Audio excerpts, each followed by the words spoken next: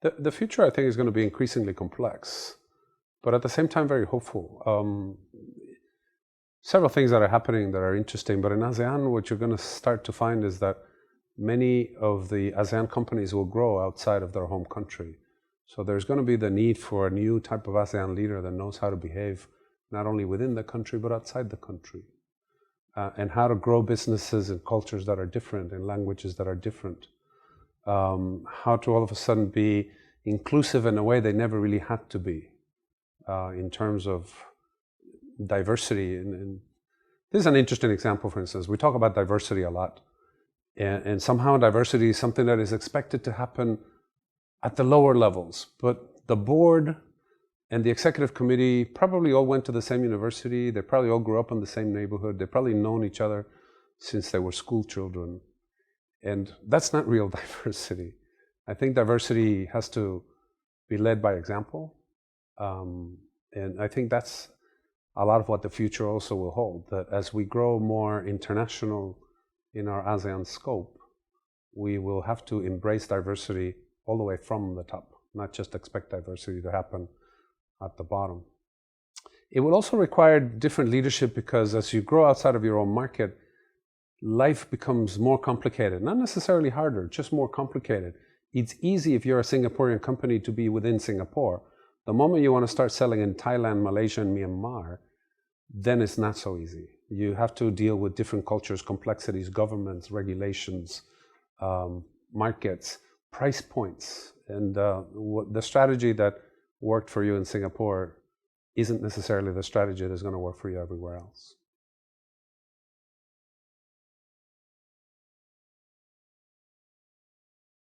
The ones that they're going to need are the ones that they probably don't know about yet.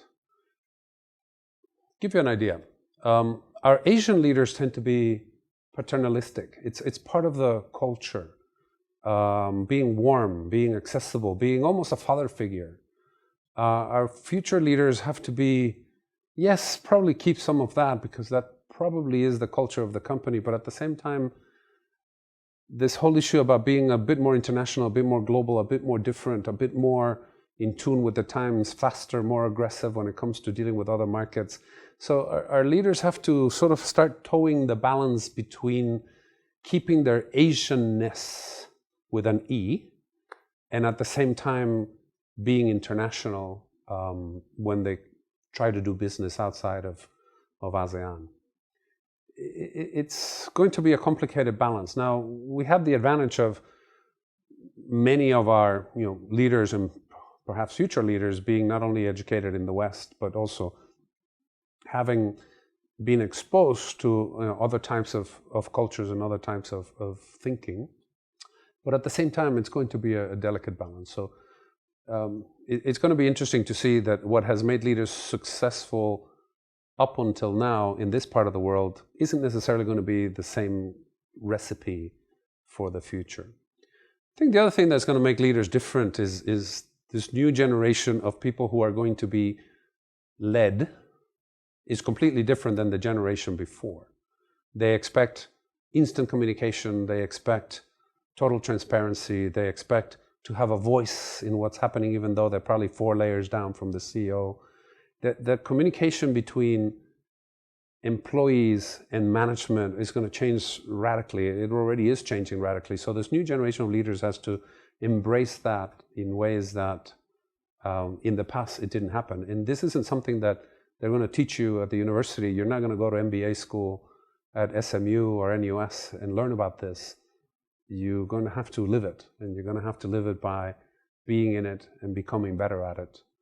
I think the other point that is going to change in terms of our leadership in ASEAN is the complexity of the world that we're living in is again growing by leaps and bounds, and if anything, there's information overload.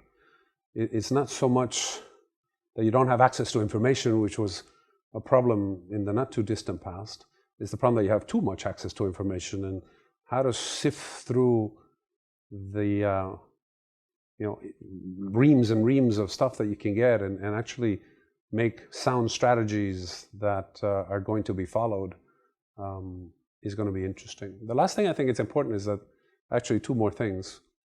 The fourth one is just like employees have instant access to you, your consumers have instant access to you. Your consumers all of a sudden dictate what the rest of the world is going to think about you. Word of mouth has become not just word of mouth, but the blog of mouth, and the reach of a blog of mouth is much greater. So it's going to be very important to manage your company in a way that makes the bloggers think well of you. And lastly is the social responsibility elements. They have become much more important in the things that we need to do. And so far, the companies that have proven to be good at being green or environmentally conscious or particularly good at CSR are the ones that are going to keep winning in the new rules of the world.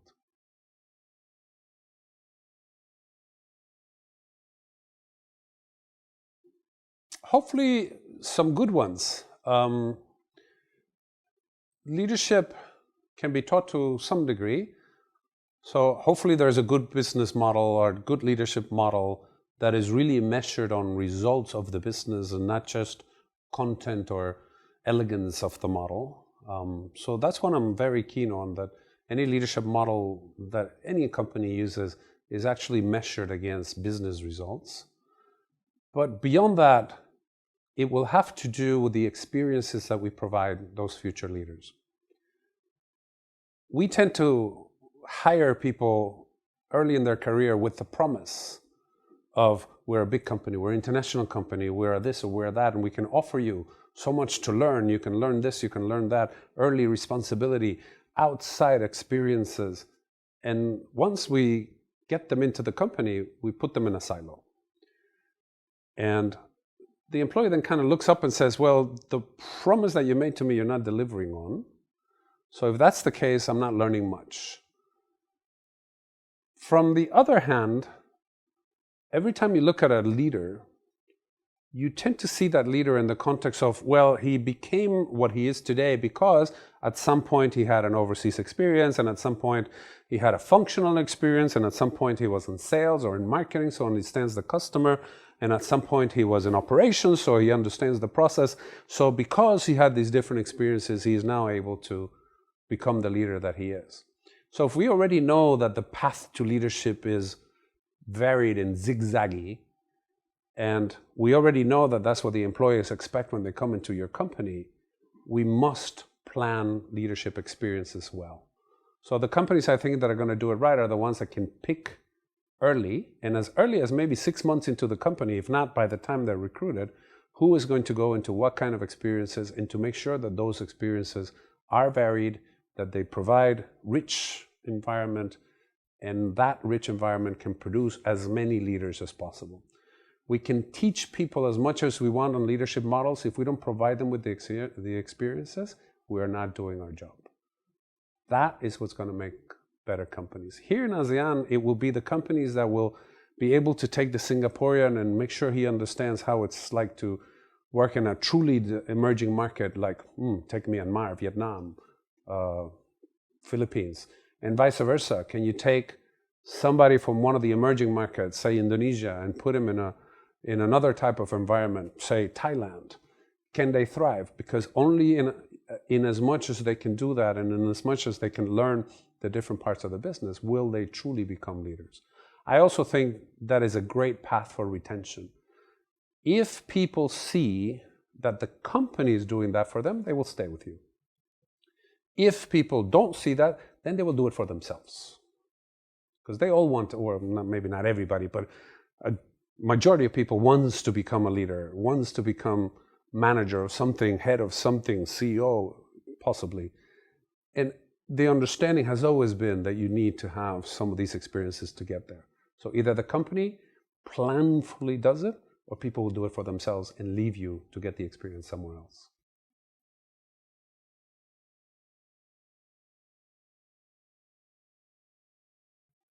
Some companies will have a good leadership model that is based on sound business.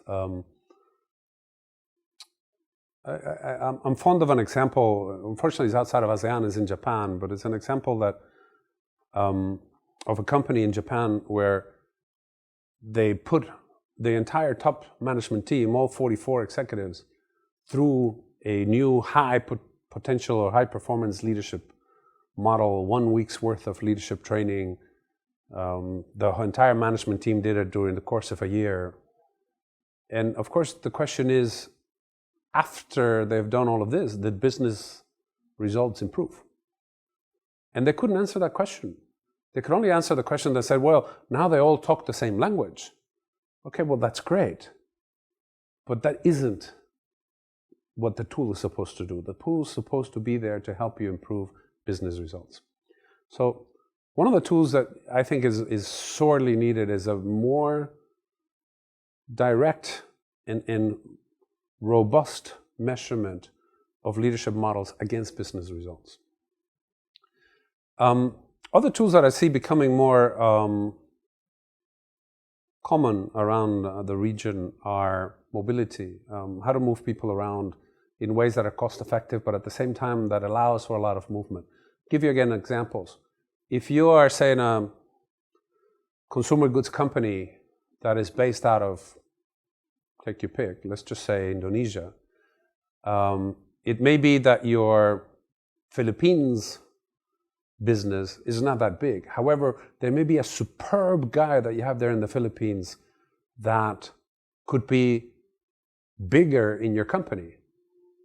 If you just keep him there in the Philippines and you don't find ways to move him around, he'll eventually find a bigger company in the Philippines to move to. So mobility of people, because the different businesses around the region are in different stages of growth, is quite important, because you could find superb talent in places where your business is not that big. You need to be able to move that talent around. The best companies I've seen do that in IT and consumer goods and others have always been very willing to move people around. Too many times, however, they get stuck with the idea that they have to move people from low-cost countries to high-cost countries, and it becomes hard to move people from high-cost countries to low-cost countries. That barrier has to break. A tool that needs to be in place is that mobility needs to be in all directions in order to be effective. So beyond the leadership model, beyond offering the right opportunities so that people can have varied experiences in their careers, the right mobility policy is crucial. What else is necessary? Recruiting. Recruiting is going to be a source of strategic advantage for the companies that can do this right. It isn't true that all the people you recruit are generically the same, and therefore it's random and a gamble. If you can figure this out properly, some of the companies that are doing this well have done very interesting approaches to saying what kind of profile with what kind of personal characteristics, even personality traits, are the ones that are going to stay with me longer. And they put in tools in place that are measuring the quality of recruits by saying how long do they stay with me and what are their performance appraisals for the first 3 years that they're with me. That's an interesting approach that I think has a lot of legs here in the region. What else I think is going to be important? How do we do performance management? Because we keep talking about results orientation as being the key to differentiate good from bad employees and good from bad leaders. But we typically don't have a good way to say what's good, what's bad. So good performance evaluation, the companies that are doing this right, is very important. Why in ASEAN more important than other places? Because of our team approach, because of our collectivism, because it's very difficult to go to, say, Thailand and try to highlight who is the star because the team is the star. So we have to get into the complexity of the country culture as well as the company culture to get this right in our part of the world. And one more thing I think is going to be very important in how we do things is the kind of training that's provided. In the main, our employees, yes, they do value cash. Cash is king, so pay is always going to be important. But the next thing they probably value is how fast they can grow.